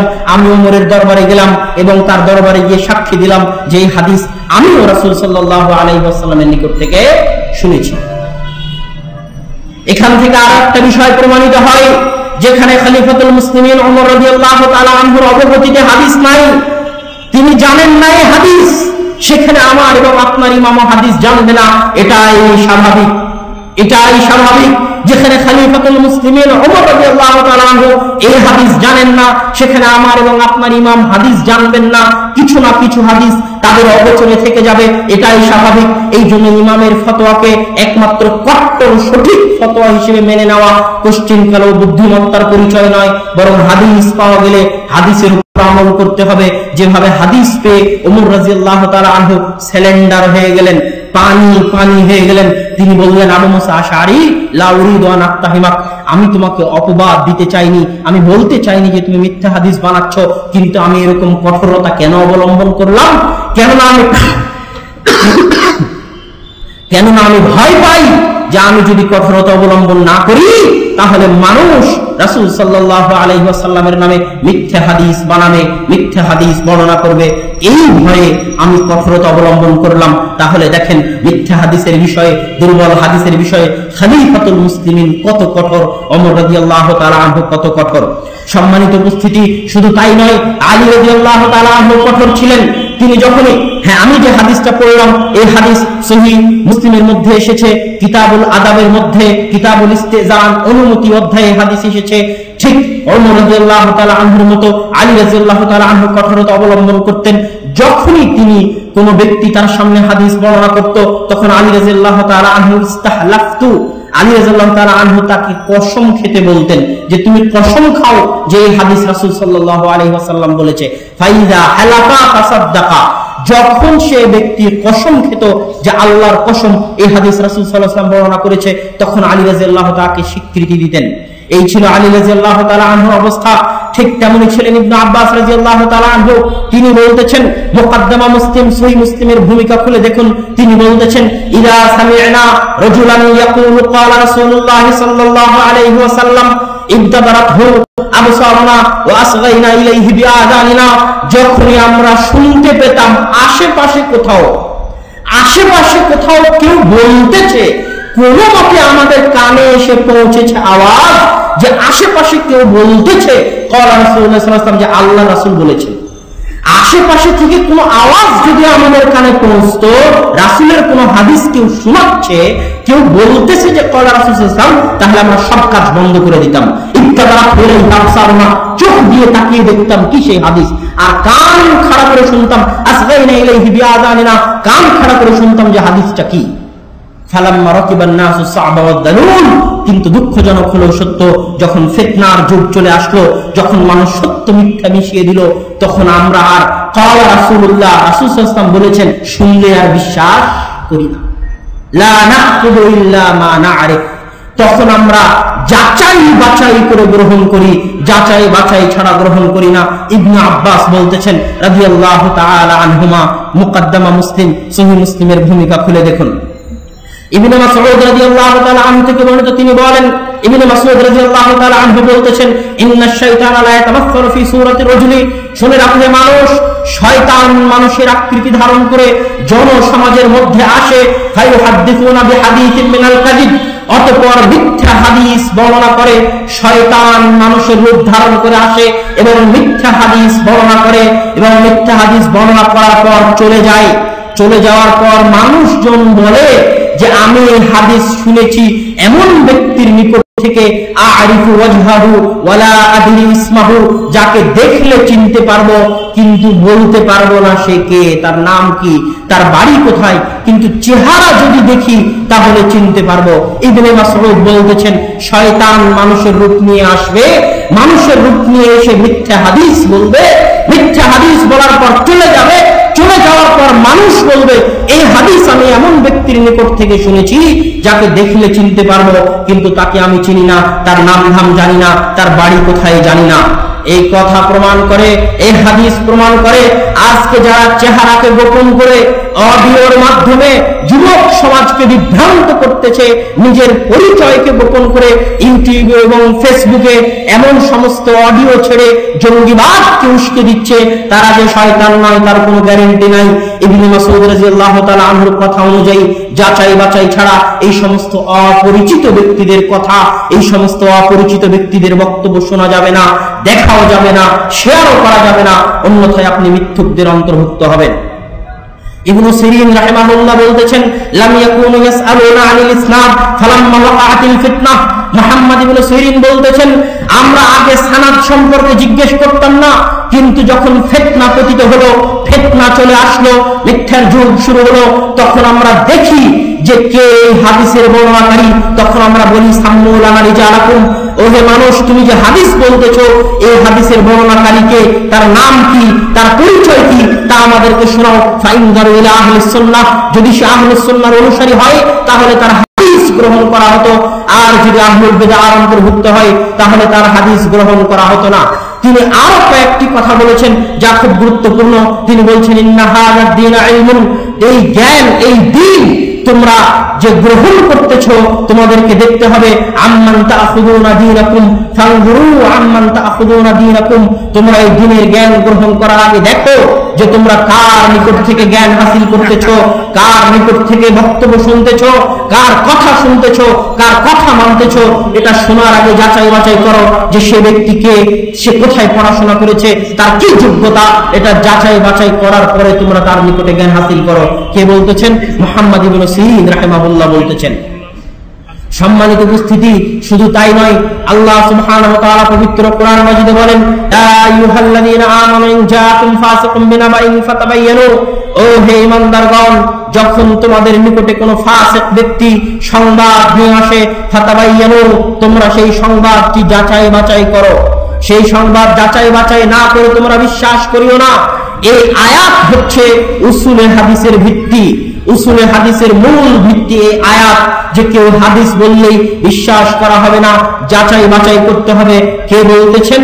আল্লাহ সুবহানাহু ওয়া তাআলা বলতেছেন পবিত্র কোরআনের মধ্যে, যখন তোমাদের নিকটে কোনো খবর আসে তখন তোমরা সেই খবরকে যাচাই বাছাই করো, তারপরে সেই খবরে বিশ্বাস স্থাপন করো। সম্মানিত উপস্থিতি, এই গেল সংক্ষিপ্ত আলোচনা যে জয়ীফ এবং জাল হাদিস, বিশেষ করে মিথ্যা হাদিস বলার, বর্ণনা করার ভয়াবহতা। এবার আসি জয়ীফ হাদিস সংক্রান্ত আলোচনা। আমাদের সমাজে বিরাট ইখতিলাফ আছে যে জয়ীফ হাদিসের উপর আমল করতে হবে না হবে না, জয়ীফ হাদিস মানতে হবে না হবে না। এই বিষয়ে গুরুত্বপূর্ণ কিছু পয়েন্ট, কিছু নোট আপনাদের সামনে পেশ করার চেষ্টা করব ইনশাআল্লাহ। আবু হাতেম আর রাজি 277 হিজরিতে মারা গেছেন। বিখ্যাত মুহাদ্দিস 277 হিজরিতে মারা গেছেন আবু হাতেম। তিনি তার কিতাব আল মারাসিল, যে মারাসিল গ্রন্থে তিনি শুধু ওই সমস্ত রাবীদেরকে জমা করেছেন যারা মুরসাল হাদিস বর্ণনা করে, তাদেরকে এই গ্রন্থে জমা করেছেন। এই গ্রন্থের মধ্যে তিনি বলতেছেন লা ইউহতাজ্জু বিল মারাসিল, মুরসাল হাদিস দিয়ে দলিল গ্রহণ করা যাবে না। ওয়ালা তাকুমুল হুজ্জাতু ইল্লা বিল আসানিদ as-সিহাহ আল মুত্তাসিলা। জেনে রাখো হে দুনিয়ার মানুষ, সহিহ হাদিস ছাড়া অন্য কোন হাদিস দ্বারা দলিল গ্রহণ করা যাবে না, অন্য কোন হাদিস দ্বারা দলিল গ্রহণ করা গ্রহণযোগ্য হবে না। মারাসিল ইবনে আবি হাতেম পৃষ্ঠা নাম্বার 7 তার নিজ গ্রন্থে তিনি এই কথা বলছেন। পৃথিবীতে যারা বড় বড় মুহাদ্দিস এসেছেন তাদের মধ্যে একজন হচ্ছেন আবু হাতেম রাহিমাহুল্লাহ। ইবনে তাইমিয়া রাহিমাহুল্লাহ বলতেছেন লা ইয়াজুজু আন ইউতামাদা ফি শরিয়াতিল ইসলামিয়্যাহ আলাল আহাদিস আদ-দাঈফা। ইসলামী শরীয়তে জয়ীফ হাদিসের উপর নির্ভর করা যাবে না, জয়ীফ হাদিস গ্রহণ করা যাবে না। তার এই কথা তিনি তার মাজমুআ ফাতাওয়ার মধ্যে উল্লেখ করেছেন। ইবনে হাজাম রাহিমাহুল্লাহ বলতেছেন লা ইয়াহিল্লু লানা আন নাখুযা বিল আহাদিস আদ-দাঈফ। আমাদের জন্য জায়েজ নয় যে আমরা জয়ীফ হাদিস গ্রহণ করব, জয়ীফ হাদিসের উপর আমল করব, এটা আমাদের জন্য জায়েজ নয় বলতেছেন ইবনে হাজাম রাহিমাহুল্লাহ। এইভাবে বড় বড় মুহাদ্দিসদের কওল রয়েছে, মন্তব্য রয়েছে যে জয়ীফ হাদিসের উপর আমল করা যাবে না। কিন্তু যারা জয়ীফ হাদিসের উপর আমল করতে বলে তাদেরও কিছু দলিল আছে। তাদের দলিলের আগে আমরা জানি যে কোন কোন মুহাদ্দিস জয়ীফ হাদিস গ্রহণ করতেন এবং তাদের কি কি অপশন। আলোচনা যদিও একটি ইলমি, কিন্তু আমি আশা করি আপনাদের উপকার হবে, মনোযোগ দিয়ে শুনলে উপকার হবে ইনশাআল্লাহ। আহমদ বিন হাম্বল রাহিমাহুল্লাহর পক্ষ থেকে ইবনুল কাইয়িম আল জাওজিয়্যাহ তার গ্রন্থ ইলামুল মুআত্তিঈনের মধ্যে বলতেছেন যে ইমাম আহমদ রাহিমাহুল্লাহ জয়ীফ হাদিসকে মানুষের মতের উপর, কিয়াসের উপর প্রাধান্য দিতেন। ইমাম আহমদ ইবনে হাম্বল 241 হিজরিতে মারা গেছেন, 10 লক্ষ হাদিসের হাফেজ। তিনি কিয়াসের উপরে, মানুষের রায়ের উপরে, মানুষের চিন্তার উপরে জয়ীফ হাদিসকে প্রাধান্য দিতেন। ঠিক তেমনি আবু হানিফা রাহিমাহুল্লাহ তার কথাও ইবনে হাজাম রাহিমাহুল্লাহ তার গ্রন্থ আল ইহকামের মধ্যে বর্ণনা করছেন, নকল করছেন যে আবু হানিফা রাহিমাহুল্লাহর নিকটে রায় এবং কিয়াসের চাইতে জয়ীফ হাদিস প্রাধান্য পেত। উদাহরণ দেখেন, আবু হানিফা রাহিমাহুল্লাহর নিকটে কেউ যদি সালাতে অট্টহাসি দেয়, তাহলে তার সালাতও নষ্ট হবে, ওযুও নষ্ট হবে। কেউ যদি সালাতে অট্টহাসি দেয় তাহলে তার সালাতও নষ্ট হবে, ওযুও নষ্ট হবে। কার ফতোয়া? আবু হানিফা রাহিমাহুল্লাহর ফতোয়া। অথচ এই ফতোয়াটা কিয়াস বিরোধী, মানুষের বিবেক এবং চিন্তার বিরোধী। কেন? সালাতের মধ্যে কথা বললেও ওযু নষ্ট হয় না। যেখানে কথা বললে ওযু নষ্ট হয় না, সালাত নষ্ট হতে পারে, কিন্তু ওযু নষ্ট হয় না, সেখানে হাসলে কিভাবে ওযু নষ্ট হয়? কিয়াস বিরোধী। তারপরেও এই ফতোয়া আবু হানিফা রাহিমাহুল্লাহ কেন দিয়েছেন? এর পক্ষে একটা জয়ীফ হাদিস আছে, সেই জয়ীফ হাদিসের কারণে তিনি এই ফতোয়া দিয়েছেন। এই জন্য হানাফি ভাইদের নিকটে আমি অনুরোধ করতে চাই, যেখানে আবু হানিফা রাহিমাহুল্লাহ কিয়াসের উপরে, মানুষের রায়ের উপরে জয়ীফ হাদিসকে প্রাধান্য দিয়েছেন, সেখানে আমরা কিভাবে সহিহ হাদিসকে, কিভাবে আমরা সহিহ বুখারীর হাদিসকে, সহিহ মুসলিমের হাদিসকে, বিশুদ্ধ হাদিসকে পদদলিত করে মানুষের রায় এবং মানুষের কিয়াসের উপর আমল করতে পারি? এটা কি হানাফি মাযহাব? যেখানে আবু হানিফা রাহিমাহুল্লাহ জয়ীফ হাদিসকে প্রাধান্য দিতেন মানুষের রায় এবং কিয়াসের উপরে, সেখানে সহিহ হাদিসের উপর আমল তার নিকটে কতটা গুরুত্ব রাখে তা ভাষায় প্রকাশ করা সম্ভব নয়। সম্মানিত উপস্থিতি, এই দুইজন ইমাম জয়ীফ হাদিস যে গ্রহণ করতেন সেটা কখন? মানুষের রায় এবং মানুষের মত, কোন একটা মাসালা যেখানে কোন হাদিস পাওয়া যাচ্ছে না কিন্তু মানুষের রায় এবং মত আছে, আর একদিকে জয়ীফ হাদিস আছে, তখন মানুষের রায় এবং মতকে ফেলে দিয়ে জয়ীফ হাদিস গ্রহণ করতেন আহমদ বিন হাম্বল এবং আবু হানিফা রাহিমাহুল্লাহ। যারা জয়ীফ হাদিসকে ফাজাইলে আমলে গ্রহণযোগ্য বলেন, তাদের দলিল হচ্ছে ইমাম খতিব বাগদাদির গ্রন্থ আল কিফায়া ফি ইলমির রিওয়ায়া। এই গ্রন্থের মধ্যে ইমাম খতিব বাগদাদি 134 পৃষ্ঠায় আব্দুর রহমান ইবনে মাহদি এবং আহমদ বিন হাম্বল এই দুইজন বড় মুহাদ্দিস থেকে একটা কথা নকল করেছেন। সেই কথাটা হচ্ছে, ইযা রাওয়াইনা ফিল হালাল ওয়াল হারামি, যখন আমরা হালাল এবং হারাম বিষয়ে কোন হাদিস বর্ণনা করি, তাসাদ্দাদনা, তখন আমরা কঠোরতা অবলম্বন করি, শক্ত মজবুত হই, কঠোরতা অবলম্বন করি, কঠিনতা অবলম্বন করি, অত সহজে ছাড় দিই না। ওই যারা হয় না ফি ফাযাইলিল আমাল, আর যখন আমরা ফাযাইলে আমলে কোন হাদিস বর্ণনা করি, আমলের ফজিলতে কোন হাদিস বর্ণনা করি, তাসাহালনা, তখন আমরা একটু ঢিল দেই, তখন আমরা একটু ছাড় দেই, তখন আমরা অতটা কঠোরতা অবলম্বন করি না। কে বলতেছেন? আহমদ বিন হাম্বল বলতেছেন, আব্দুর রহমান বিন মাহদি বলতেছেন, নকল করতেছেন কে? ইমাম খতিব বাগদাদি তার গ্রন্থ আল কিফায়া ফি ইলমি রিওয়ায়ার মধ্যে। এইটা হচ্ছে যা ফাযাইল আমলের মধ্যে জয়ীফ হাদিস মানতে চায় তাদের সবচেয়ে বড় দলিল, তাদের সবচেয়ে বড় দলিল। এই দলিলের খণ্ডনে এই যুগের, বর্তমান যুগের দুইজন মহান মুহাদ্দিস, নাম মুখস্থ করে রাখবেন। একজনের নাম আপনারা জানেন, মুহাম্মদ নাসিরউদ্দিন আল আলবানী রাহিমাহুল্লাহ, তার নাম আপনারা জানেন। আরেকজন বড় মুহাদ্দিস, রাসূলের হাদিসের খেদমত করে গেছে, তার নাম আপনারা জানেন না, আব্দুর রহমান ইবনে ইয়াহইয়া আল মুআল্লিমি রাহিমাহুল্লাহ। তিনি তার গ্রন্থ আল আনওয়ারুল কাশিফা, এই গ্রন্থে তিনি মিশরের একজন বেয়াদব মুনকির হাদিস একটা বই লিখেছিল, আল আজওয়া আলা সুন্নাহ আল মুহাম্মাদিয়া, যেই বইয়ে হাদিসকে অস্বীকার করা, আবু হুরায়রা রাদিয়াল্লাহু তাআলা আনহুকে গালি দেওয়ার মতো মহা জঘন্য অপরাধ করেছিল মুনকির হাদিস আবু রাইয়া। ওই গ্রন্থের জবাবে আব্দুর রহমান ইবনে ইয়াহইয়া আল মুআল্লিমি বই লিখেছেন আল আনওয়ারুল কাশিফা। এই গ্রন্থের মধ্যে তিনি বলতেছেন, দুনিয়ার মানুষ শুনে রাখো, যারা ফাযাইল আমলে আমল করার জন্য, ফাযাইল আমলের মধ্যে জয়ীফ হাদিসের উপর আমল করার জন্য আহমদ বিন হাম্বল আর আব্দুর রহমান বিন মাহদির এই কথা থেকে দলিল গ্রহণ করে, তারা তোমাদেরকে ধোঁকা দেয়। কিভাবে ধোঁকা দেয়? এত সূক্ষ্ম বিষয় তিনি ধরেছেন যা সহজে নজরে পড়ার নয়। কিভাবে ধোঁকা দেয়? ধোঁকা দেওয়াটা হচ্ছে, আহমদ বিন হাম্বল আর আব্দুর রহমান বিন মাহদি বলেছেন, আমরা যখন হাদিস বর্ণনা করতাম, আমল করতাম, এই কথা বলেননি। আহমদ বিন হাম্বল এবং আব্দুর রহমান বিন মাহদি বলতেছেন, জয়ীফ হাদিসের ক্ষেত্রে, ফাযাইল আমলে জয়ীফ হাদিসের ক্ষেত্রে আমরা ঢিল ছাড় কখন দিতাম? সেটা বর্ণনা করার ক্ষেত্রে, আমল করার ক্ষেত্রে নয়। মুহাদ্দিসরা জাল হাদিস বর্ণনাই করতেন না, এক নম্বর মূলনীতি। তারা জাল হাদিস বর্ণনাই করতেন না। দুই, জয়ীফ হাদিস তারা বর্ণনা করতেন, কিন্তু জয়ীফ হাদিসের উপর আমল করতেন না।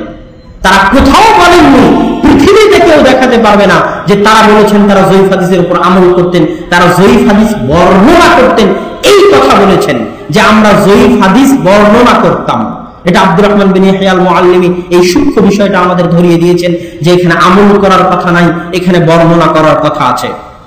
সম্মানিত উপস্থিতি, দ্বিতীয় জবাব, যদি মেনেও নি যে তারা জয়ীফ হাদিসের কথা বলেছেন, তাহলে দ্বিতীয় সূক্ষ্ম জবাব হচ্ছে, তাদের যুগে হাদিসের দুইটাই প্রকার ছিল, এক হাদিস সহিহ অথবা হাদিস জয়ীফ। এর বাইরে হাসান বলে কোন প্রকার তাদের নিকটে ছিল না।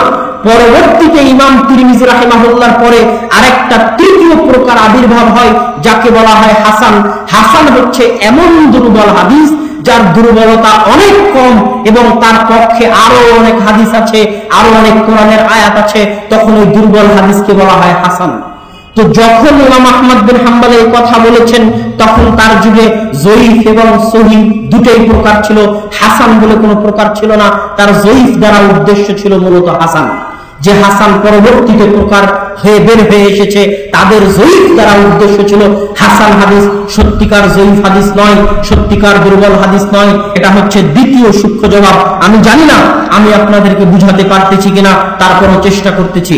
তিন নম্বর কথা, যারা বলে ফাযাইল আমলে বা বিভিন্ন জায়গায় জয়ীফ হাদিসের উপর আমল করতে হবে, তারা সকলেই তিনটে শর্ত দিয়েছে, অথচ ওই তিনটে শর্ত কেউ মানে না।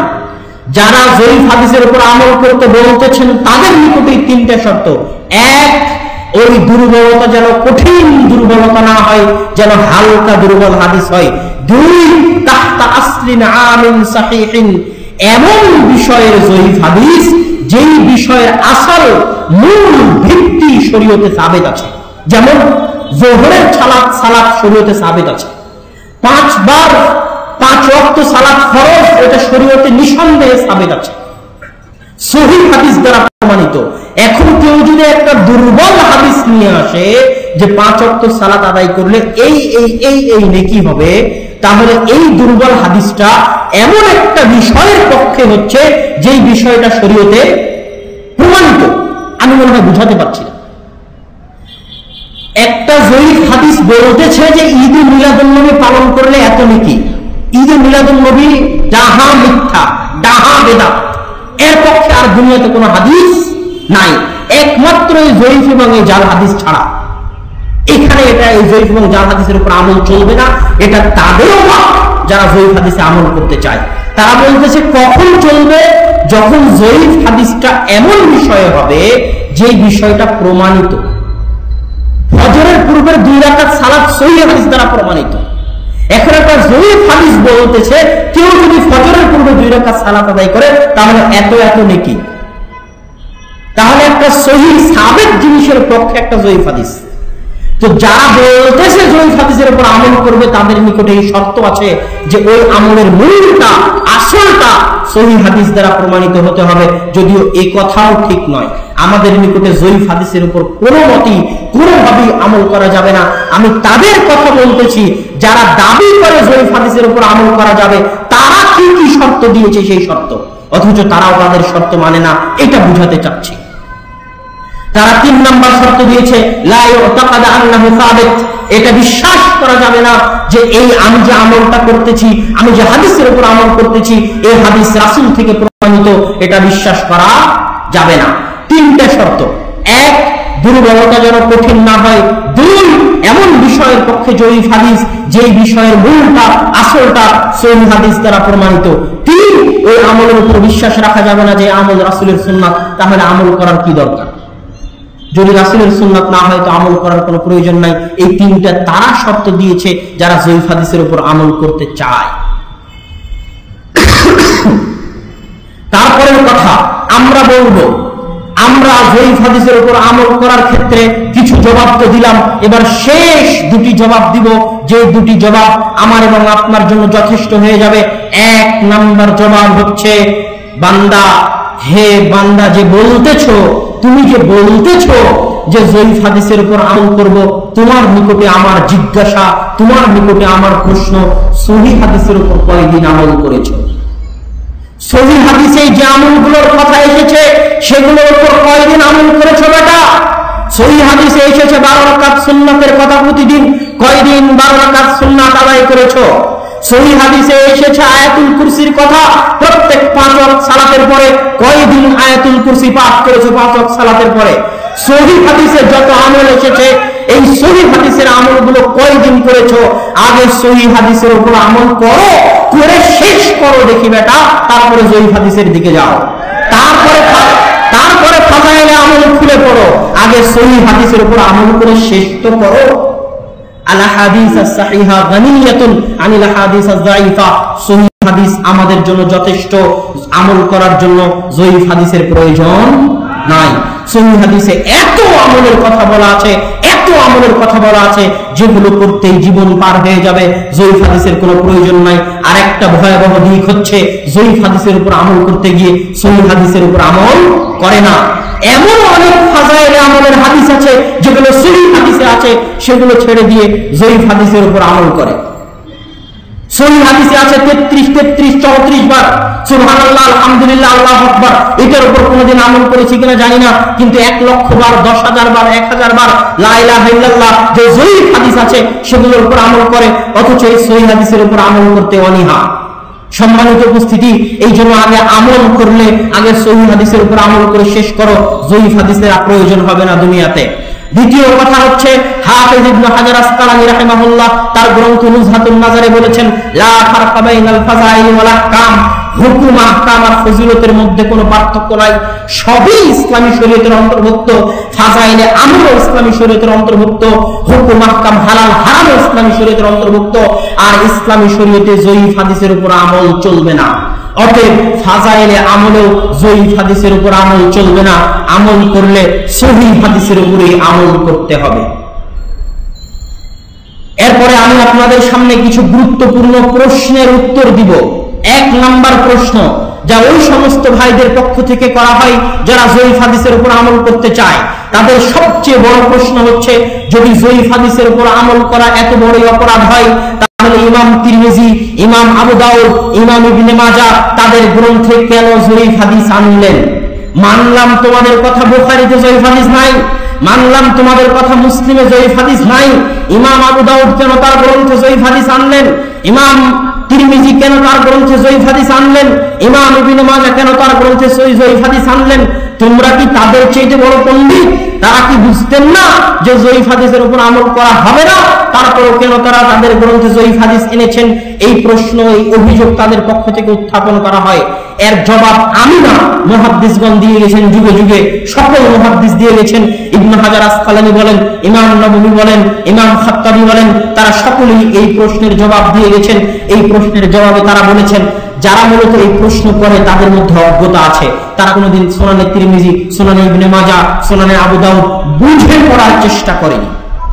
যদি বুঝে পড়তো তাহলে তারা দেখতো ইমাম তিরমিজি রাহিমাহুল্লাহ বলতেছেন আল ইলামুস সাগীরের মধ্যে, যেটা তার তিরমিজির ভূমিকা বলা যায়, সেই ইলামুস সাগীরের মধ্যে তিনি বলতেছেন যে আমি ওই সমস্ত হাদিস জমা করার চেষ্টা করেছি যেগুলো থেকে ফকিহগণ ইস্তেদলাল করেছেন, দলিল নিয়েছেন। ইমাম তিরমিজি বলেননি যে আমি ওই সমস্ত হাদিস জমা করার চেষ্টা করেছি যা সহিহ। এই কথা ইমাম তিরমিজি বলেননি। ইমাম তিরমিজি বলতেছেন আমি আমার গ্রন্থ লেখার উদ্দেশ্য কি? আমার লেখার উদ্দেশ্য হচ্ছে ওই সমস্ত হাদিস জমা করতেছি যা থেকে ফকিহগণ দলিল নিয়েছেন। এই জন্য দেখবেন ইমাম তিরমিজি তার সুনানে তিরমিজির মধ্যে একই সাথে প্রথমে জোরে আমিনের অধ্যায়, তারপরে আস্তে আমিনের অধ্যায়, পরস্পর। কেন? তার উদ্দেশ্য হচ্ছে এটা দেখানো যে একদল ফকিহের নিকটে জোরে আমিন আর আরেকদল ফকিহের নিকটে আস্তে আমিন। তার বই লেখার উদ্দেশ্য হচ্ছে ফকিহদের কার কি মত এবং সেই মত তারা কোন হাদিস থেকে দলিল নিয়েছেন, সে হাদিস জয়ীফ কি সহিহ, এর সাথে ইমাম তিরমিজির কোনো লেনাদেনা নাই। ফকিহরা কোন হাদিস থেকে দলিল নিয়েছেন সেই হাদিস কি তিনি জমা করেছেন। দ্বিতীয় জবাব, স্বয়ং ইমাম তিরমিজি রাহিমাহুল্লাহ তার গ্রন্থের মধ্যে হাদিসকে জয়ীফ বলে গেছেন। বহু হাদিসকে ইমাম তিরমিজি নিজে জয়ীফ বলেছেন। হাদা হাদিসুন গরীবুন, যখন ইমাম তিরমিজি শুধু গরীব বলেন তখন উদ্দেশ্য হয় যে হাদিস জয়ীফ। যেখানে স্বয়ং ইমাম তিরমিজি যার হাদিস, তার হাদিসকে জয়ীফ বলতেছেন, সেখানে আপনি কে বলার যে ইমাম তিরমিজি তার গ্রন্থে হাদিস এনে সেই জন্য হাদিস গ্রহণযোগ্য? ডাহা মিথ্যা কথা। সম্মানিত উপস্থিতি, ঠিক তেমনি ইমাম আবু দাউদ রাহিমাহুল্লাহ তার রিসালা ইলা আহলি মক্কা, ইমাম আবু দাউদ রাহিমাহুল্লাহ যখন সুনানে আবু দাউদ লিখলেন তখন মক্কার অধিবাসী আবু দাউদ রাহিমাহুল্লাহর নিকটে একটা চিঠি লিখলো যে হে ইমাম আবু দাউদ, আপনি আপনার এই সুনানে আবু দাউদ যে লিখেছেন এর বিষয়ে আমাদেরকে একটু কিছু লিখে পাঠান। তখন আবু দাউদ রাহিমাহুল্লাহ একটা চিঠি লিখলেন মক্কাবাসীর উদ্দেশ্যে, যা আজও প্রকাশিত রিসালা ইলা আহলি মক্কা নামে। ওই গ্রন্থের মধ্যে তিনি বলতেছেন যে আমি আমার এই গ্রন্থে ওই সমস্ত হাদিস জমা করার চেষ্টা করেছি যেগুলো থেকে ফকিহগণ ইস্তেদলাল করেছেন। সহিহ জয়ীফ দিয়ে কথা নয়, বরং আমার এই গ্রন্থের মধ্যে জয়ীফ হাদিসও আছে, এই কথা তিনি নিজে স্বীকার করতেছেন। আরো বলতেছেন যেগুলো কঠিন দুর্বল হাদিস, আমি ইমাম আবু দাউদ নিজে থেকে সেগুলো বলে দিয়েছি যে হাদিসগুলো কঠিন দুর্বল হাদিস, আর যেগুলো হালকা দুর্বল সেগুলোর ক্ষেত্রে আমি কোনো মন্তব্য করিনি। তবে এই গ্রন্থ লেখার উদ্দেশ্য হচ্ছে যে ফকিহগণ যে হাদিসগুলো থেকে দলিল নিয়েছে সেই হাদিসগুলো জমা করা। আমার উদ্দেশ্য এটা নয় যে এর মধ্যে সহিহ হাদিস জমা করব।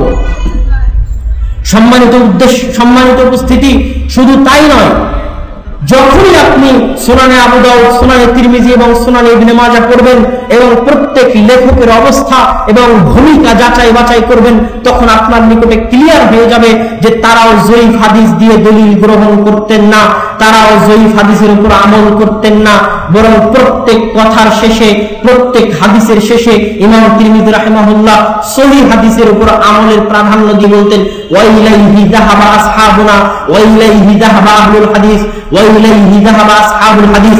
দুটো হাদিস এনেছেন, জয়ীফ হাদিস, সহিহ হাদিস। যে ফকিহ যে মত পেশ করেছে সকলের মন্তব্য সকলের দলিল এনেছেন, তারপরে নিজে থেকে প্রাধান্য দিয়েছেন যে এই হাদিসটাই বেশি মজবুত, আর এই হাদিসের উপরে আমল করেছে আহলে হাদিসরা। আহলে হাদিস কথাটা ইমাম তিরমিজি রাহিমাহুল্লাহ তার সুনানে তিরমিজি 400 বারেরও অধিক ব্যবহার করেছে। আহলে হাদিস কথাটা ইমাম তিরমিজি তার সুনানে তিরমিজির মধ্যে 400 বারেরও অধিক ব্যবহার করেছে। হাদিস পেশ করার পর বলেন জয়ীফ হাদিস ও সহিহ হাদিস করার পর বলেন এটাই বেশি বিশুদ্ধ, ওয়া ইলাইহি যাহাবা আহলুল হাদিস, আর এটাই আহলুল হাদিসদের মত, এটাই মুহাদ্দিসদের মত। সুতরাং এই কথা বলা যে ইমাম তিরমিজি তার গ্রন্থে জয়ীফ হাদিস এনেছেন মানে জয়ীফ হাদিস আমল করতে হবে, ইমাম তিরমিজির উপর মিথ্যা অপবাদ, ইমাম আবু দাউদের উপর মিথ্যা অপবাদ, ইমাম ইবনে মাজাহর উপর মিথ্যা অপবাদ। এই অপবাদ তারাই দিতে পারে যাদের জ্ঞানে শূন্যতা রয়েছে, ইলমে হাদিসে দুর্বলতা রয়েছে, একমাত্র তারাই দিতে পারে। সম্মানিত উপস্থিতি, দ্বিতীয় গুরুত্বপূর্ণ কথা হচ্ছে আল ফারকু বাইনাদ দাঈফ ওয়াল মাওদু। আহলে হাদিস সমাজের ত্রুটি এটা। এখন যেটা বলতেছি সেটা আমাদের আহলে হাদিস সমাজের ত্রুটি, বিশেষ করে ভারত, পাকিস্তান, বাংলাদেশ বা আরো বিশেষ করে বাংলাদেশের আহলে হাদিস সমাজের ত্রুটি সেটা হচ্ছে, এবং হানাফি ভাইয়েরা যদি অভিযোগ উঠায় তাহলে তাদের অভিযোগ ঠিক আছে, সেটা হচ্ছে আমাদের অনেকেই জয়ীফ এবং জাল হাদিসকে এক মনে করে। জয়ীফ এবং জাল হাদিসকে এক মনে করে। জয়ীফ এবং জাল হাদিস এক নয়। পৃথিবীর কোন মুহাদ্দিস জয়ীফ এবং জাল হাদিসকে এক করেননি। আমাদের মধ্যে ভুল প্রবণতা আছে, আমরা জয়ীফ হাদিসকেও জাল হাদিস বলে দিই। একটা জয়ীফ হাদিস বর্ণনা করতেছি, বলার পরে বলতেছি এটা জাল হাদিস, আমরা বলে দিই। বইয়ের নাম রেখে দিয়েছি জাল হাদিস, অথচ বইয়ের মধ্যে জয়ীফ হাদিসও আছে, জাল হাদিসও আছে। এটা আমাদের ত্রুটি। জয়ীফ এবং জাল হাদিসের মধ্যে পার্থক্য করতে হবে। পৃথিবীর কোন মুহাদ্দিস জয়ীফ এবং জাল হাদিসকে এক করেননি। জাল হাদিস হচ্ছে ডাহা মিথ্যা কথা, রাসূলের হাদিসই নয়, কোনো অস্তিত্বই নাই, লা আসলা লাহু, ওর কোনো সানাদি নাই।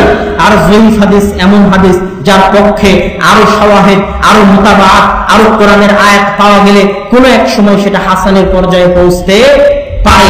শুধু তাই নয়, জয়ীফ হাদিস দিয়ে অনেক সময় অনেক কিছুর ব্যাখ্যা হিসেবে গ্রহণ করা যায়, অনেক কিছুর ব্যাখ্যা হিসেবে গ্রহণ করা যায়, যেটা জাল হাদিসের ক্ষেত্রে কোশ্চেন কালো হয় না। শুধু তাই নয়, জাল হাদিস মুহাদ্দিসগণ বর্ণনা করতেন না, কিন্তু জয়ীফ হাদিস মুহাদ্দিসগণ বর্ণনা করতেন। ইমাম তিরমিজি, আবু দাউদ, নাসাই, ইবনে মাজাহ তারা জাল হাদিস তাদের কিতাবে আনার চেষ্টা করতেন না। যদি এসে যায় তাহলে তারা বুঝতে পারেননি বা অনিচ্ছা সত্ত্বেও বা কোনো গত্যন্তর ছিল না তাই এনেছেন, কিন্তু জয়ীফ হাদিস তারা আনতেন। জয়ীফ হাদিসকে হালকা হিসেবে দেখতেন আর মাউযু হাদিসকে কঠিন এবং কঠোর হিসেবে দেখতেন। এই জন্য আমাদেরকেও জয়ীফ এবং জাল হাদিসের মধ্যে পার্থক্য করতে হবে এবং পার্থক্য করা শিখতে হবে। ইমাম ইবনুল জাওজি রাহিমাহুল্লাহ জাল হাদিসের উপর আলাদা গ্রন্থ লিখেছেন আর জয়ীফ হাদিসের উপর আলাদা গ্রন্থ লিখেছেন, এক করেননি। আলবানী রাহিমাহুল্লাহ এক করলেও গ্রন্থে নাম দিয়েছেন সিলসিলাতুল আহাদিসুদ দাঈফা ওয়াল মাওদুআ। এই হাদিসের এই গ্রন্থে জয়ীফ হাদিসও আছে, জাল হাদিসও আছে, এবং হুকুমের ক্ষেত্রেও আলাদা করেছেন যে হাদিস জয়ীফ, এই হাদিস জাল। এই জন্য আমাদেরকে পার্থক্য করতে হবে, পার্থক্য করা শিখতে হবে। সম্মানিত উপস্থিতি, তারপরের কথা, সময় সংকীর্ণ, আমি দ্রুত সময়ের মধ্যে গুটিয়ে আনবো। অল্প সময়ের মধ্যে জাল হাদিসকে কেন হাদিস বলা হয়? জাল হাদিস তো হাদিস, তারপর কোন হাদিস বলা হয় তাকে? এটা অনেকের মনে প্রশ্ন থাকতে পারে। জাল হাদিসকে এই জন্য হাদিস বলা হয় কেননা যে জাল হাদিস বানিয়েছে সে সেটাকে হাদিস হিসেবে চালিয়ে দিয়েছে। দুই, জাল হাদিসের অবস্থাটা হাদিসের মতো দেখতে।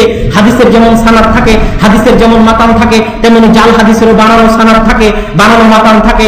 তিন, জাল হাদিস যেহেতু হাদিস, প্রত্যেক কথাকে হাদিস বলা হয়, এই জন্য জাল হাদিসকেও হাদিস বলা হয়। চার, রাসূল সাল্লাল্লাহু আলাইহি ওয়াসাল্লাম তার হাদিসের মধ্যে জাল হাদিসকে হাদিস বলেছেন, এই জন্য জাল হাদিসকে হাদিস বলা হয়, অন্যথায় জাল হাদিস হাদিস নয়।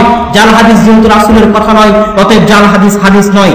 তারপরের কথা হচ্ছে জাল হাদিস বানানোতে পৃথিবীতে কাদের অবদান সবচেয়ে বেশি? পৃথিবীতে যারা জাল হাদিস তৈরি করেছে তাদের এক নাম্বার শীর্ষ স্থান হচ্ছে জিন্দিক। আব্দুল্লাহ বিন সাবা, গোপনে ইহুদি, বাহিরে মুসলমান, ভিতরে ইহুদি, বাইরে মুসলমান, সকল ফিরকার মূল হোতা আব্দুল্লাহ বিন সাবা, তাদেরকে বলা হয় জিন্দিক। যারা ভিতরে ইহুদি খ্রিস্টান, বাইরে মুসলমান, তারা সবচেয়ে বেশি জাল হাদিস তৈরি করেছে। তারা দুই ভাবে শরীয়তের ক্ষতি করেছে। এক, সহিহ হাদিস বলে যে হাদিস মিথ্যা, আমি বানিয়েছি, মিথ্যা স্বীকৃতি দেয় যে আমি মিথ্যা হাদিস বানিয়েছি। বুঝাতে পারলাম না, ইন্নামাল আমাল বিন্নিয়াত সহিহ হাদিস, সেই হাদিসটা বলে মিথ্যা বলে যে আমি হাদিস বানিয়েছি, অথচ হাদিস সহিহ। কথা বুঝতে পারেননি? কত বড় শয়তান, কত বড় জঘন্য। সহিহ হাদিস বলে বলে যে এই হাদিস মিথ্যা হাদিস আমি বানিয়েছি, এইভাবে মুসলমানদের অন্তরে সন্দেহ তৈরি করে। আর দুই মিথ্যা হাদিস বানায়, এইভাবে তারা সবচেয়ে বেশি ক্ষতি করেছে। তারপরে যারা ক্ষতি করেছে তারা হচ্ছে জুহাদ, দরবেশ, ইবাদত গুজার ব্যক্তি, যারা সহজ সরল পার্থক্য করতে পারে না, তারা ফাজাইল আমলের পিছনে সবচেয়ে বেশি জাল হাদিস তৈরি করেছে। তারপরে যারা ক্ষতি করেছে রাফিজি, শিয়া, কেননা শিয়াদের নিকটে মিথ্যা কথা বলা ইবাদত, তাকিয়া মিথ্যা কথা বলা তাদের নিকটে ইবাদত। এই জন্য সবচেয়ে বেশি জাল হাদিসে যাদের অবদান আছে তাদের একদল হচ্ছে শিয়া। তারপরে যাদের জাল হাদিসে অবদান আছে তারা হচ্ছে কুসাফ, যারা মিথ্যা কিচ্ছা কাহিনী বলে আজও বাংলার মাটিতে, তারাই সবচেয়ে বেশি জাল হাদিস বর্ণনা করে, তারাই সবচেয়ে মিথ্যা হাদিস বানায় এবং বর্ণনা করে, যারা কিচ্ছা কাহিনী বর্ণনা করে। এদের বিরুদ্ধে ইবনে তাইমিয়া বই লিখেছেন, এদের বিরুদ্ধে ইমাম সুয়ুতি বই লিখেছেন, এদের বিরুদ্ধে হাফেজ ইরাকি বই লিখেছেন। সেই বইগুলোর নাম আপনারা খুঁজে দেখিয়েন। তারা সকলেই এই সমস্ত কিচ্ছা কাহিনী যারা বর্ণনা করে তাদের বিরুদ্ধে বই লিখেছেন, যেন তাদেরকে রদ করা হয়, যেন তাদেরকে দমন করা হয়, যারা সমাজে কিচ্ছা কাহিনী, মিথ্যা কিচ্ছা কাহিনী বলে ইসলামী শরীয়তের ক্ষতি করতেছে। তারপরের কথা, জয়ীফ এবং জাল হাদিস চিনার কিছু উপায়, যেটা আমি এবং আপনি বুঝতে পারতেও পারি, নাও পারতে পারি, কিন্তু একজন আলেম ব্যক্তি বুঝতে পারবে জাল এবং জয়ীফ হাদিসের সানাদ যাচাই না করেই বাহ্যিক অবস্থা দেখে চিনার উপায়। যেমন এক, রাকাতুল আলফাজ, আলফাজের মধ্যে দুর্বলতা, শব্দ দেখেই মনে হবে এটা রাসূলের কথা নয়। যারা রাসূলের কথা পড়েছে, রাসূল সাল্লাল্লাহু আলাইহি ওয়াসাল্লামকে চিনেছে, তারা জানে রাসূল সাল্লাল্লাহু আলাইহি ওয়াসাল্লাম আদিব, বালিগ, মহান সাহিত্যিক, উচ্চ পর্যায়ের আরবি ভাষা তিনি ব্যবহার করেন। জয়ীফ এবং জাল হাদিসে যখন ভাষার দুর্বলতা দেখা যাবে, তখন একজন মুহাদ্দিস অটোমেটিক বুঝতে পারবে যে এটা রাসূলের কথা হতে পারে না, এত দুর্বল ভাষা রাসূল সাল্লাল্লাহু আলাইহি ওয়াসাল্লাম বলতে পারেন না। দুই, মুখালিফুল কোরআন ওয়াস সুন্নাহ, কোরআন এবং সহিহ হাদিসের বিরোধী হাদিস। যেমন ইবনুল কাইয়িম রাহিমাহুল্লাহ তার গ্রন্থ আল মানারুল মুনিফের মধ্যে বলতেছেন, এই কথাটা মুখস্থ করে যান। ইবনুল কাইয়িম রাহিমাহুল্লাহ তার আল মানারুল মুনিফের মধ্যে বলতেছেন, প্রত্যেক যে হাদিসে পৃথিবী ধ্বংসের সময় নির্ধারণ করা হয়েছে, প্রত্যেক যে হাদিসে কিয়ামত কবে হবে বলা হয়েছে, সে হাদিস জয়ীফ। প্রত্যেক যে হাদিসে পৃথিবী ধ্বংসের সময় নির্ধারণ করা হয়েছে, কিয়ামতের সময় নির্ধারণ করা হয়েছে, সে হাদিস জয়ীফ। সে হাদিস জয়ীফ কে বলতেছে? ইবনুল কাইয়িম। কেন সে হাদিস জয়ীফ? কেননা এই হাদিস কোরআনের আয়াতের বিরোধী, যেখানে আল্লাহ বলছেন ইনদাহু মাফাতিহুল গায়বি, গায়েবের খবর আল্লাহর নিকটে আছে। যেখানে জিবরাইল এসে আল্লাহ রাসূলকে জিজ্ঞেস করছেন, হে আল্লাহ রাসূল, মাতা সাআ, কখন কিয়ামত হবে? তখন আল্লাহ রাসূল বলছেন, আমি জানি না কখন কিয়ামত হবে। যেখানে আল্লাহ রাসূল জানে না কখন কিয়ামত হবে, যেখানে জিবরাইল জানে না কখন কিয়ামত হবে, একমাত্র আল্লাহ সুবহানাহু ওয়া তাআলা জানেন কিয়ামত হবে। সেখানে দুনিয়ার কারো ক্ষমতা নাই, যত বড় মুফতি হোক, যত বড় বুজুর্গ হোক, যত বড় আলেম হোক, তার কথা বলার অধিকার নাই যে এত সালের মধ্যে কিয়ামত হতে পারে, এত সালের মধ্যে ইমাম মাহদী আসতে পারে, এই কথা বলার অধিকার নাই। এই মর্মে যত হাদিস বর্ণিত হয়েছে সকল হাদিস জয়ীফ। কে বলছেন? ইবনুল কাইয়িম রাহিমাহুল্লাহ আল মানারুল মুনিফের মধ্যে। ঠিক তেমনি যে হাদিস বিবেক বিরোধী হবে সে হাদিস জয়ীফ। কিছু হাদিস মানুষ বানিয়েছে যে বেগুন খেলে অসুখ ভালো হয়। চিকিৎসা বিদ্যার একজন পণ্ডিত, ইবনুল কাইয়িম রাহিমাহুল্লাহ চিকিৎসা বিদ্যার পণ্ডিত ছিলেন, তিনি বলতেছেন বেগুন খেলে অনেক অসুখ বাড়তে পারে, আরোগ্য হওয়া তো দূরের কথা। এরকম যে হাদিসগুলো বিবেক বিরোধী সেই হাদিসগুলো জয়ীফ। এরকম আরো অনেক আলামত রয়েছে বুঝার যে হাদিস জয়ীফ। সর্বশেষে একটা প্রশ্নের উত্তর দিয়ে আজকের আলোচনা শেষ করার চেষ্টা করবো ইনশাআল্লাহ। সেই প্রশ্নটা হচ্ছে, মুহাদ্দিসিনে কেরামদের মধ্যে মতভেদ দেখা যায়। কেউ বলে এই হাদিস জয়ীফ, কেউ বলে এই হাদিস সহিহ, কেউ বলে এই হাদিস হাসান, কেউ বলে এই হাদিস জাল। এই ক্ষেত্রে আমি এবং আপনি কি করব? এই প্রশ্নের উত্তর দিয়ে আজকের বক্তব্য শেষ করব ইনশাআল্লাহ। এই ক্ষেত্রে আমাদের দুই তিনটা করণীয়।